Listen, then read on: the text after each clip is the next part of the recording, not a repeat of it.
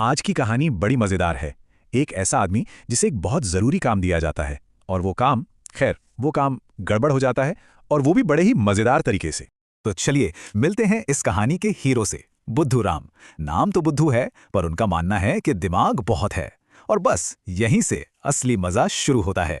तो कहानी शुरू होती है एक चिट्ठी से। मालिक की बुआ जो बहुत बीमार हैं, उनकी एक आखिरी इच्छा है। और वो इच्छा क्या है? अपने गांव का वो स्वादिष्ट खजूर का गुड़ खाना। अब मालिक तो खुद जा नहीं सकते, बहुत काम है। तो अब ये जरूरी काम कौन करेगा? जाहिर है घर का सबसे भरोसेमंद नौकर बुद्धू। और मालिक ये काम उसे देते हैं, भले ही मन में थोड़ी हिचकिचाहट हो। तो अब मालिक सोचते हैं कि कोई गड़बड़ ना हो। इसके लिए वो बुद्धू को बस तीन एकदम सीधे साधे नियम समझाते हैं। मतलब प्लान को फूल प्रूफ बनाने की पूरी कोशिश की जाती है।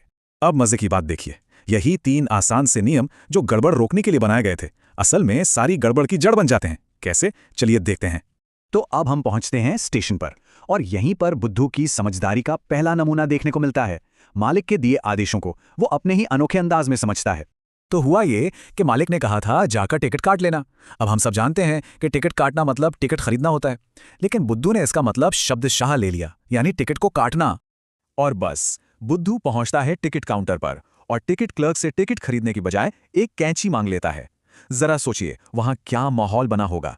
यहीं से गड़बड़ की शुरुआत हो जाती है। खैर, जैसे तैसे टिकट तो मिल ही जाता है, और फिर बुद्धू अपनी भारी भरकम गुड़ की हांडी को हथियार बनाकर भीड़ को चीरता हुआ ट्रेन में घुस जाता है। वो भी अपनी इस चालाकी पर बड़ा खुश होता हुआ।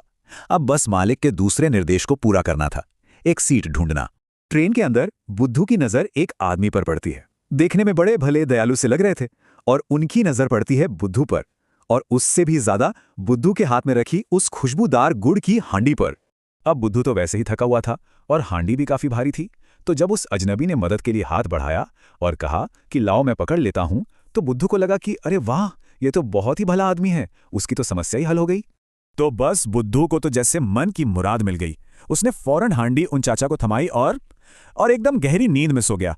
बेचारे को क्या पता था कि ये नींद उसे कितनी महंगी पड़ने वाली है। और यहीं से कहानी का रुख पूरी तरह बदल जाता है।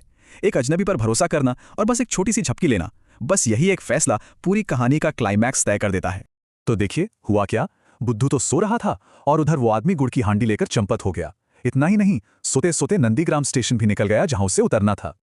और जब बुद्धू की आंख खुलती है तो वो देखता है कि ना तो हांडी है और ना ही वो भले चाचा। और सबसे बड़ी बात, वो नंदीग्राम में नहीं बल्कि रामगढ़ में है, जो कि बिल्कुल ही अलग शहर है।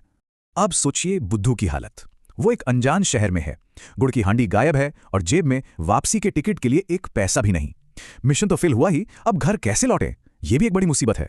खैर, एक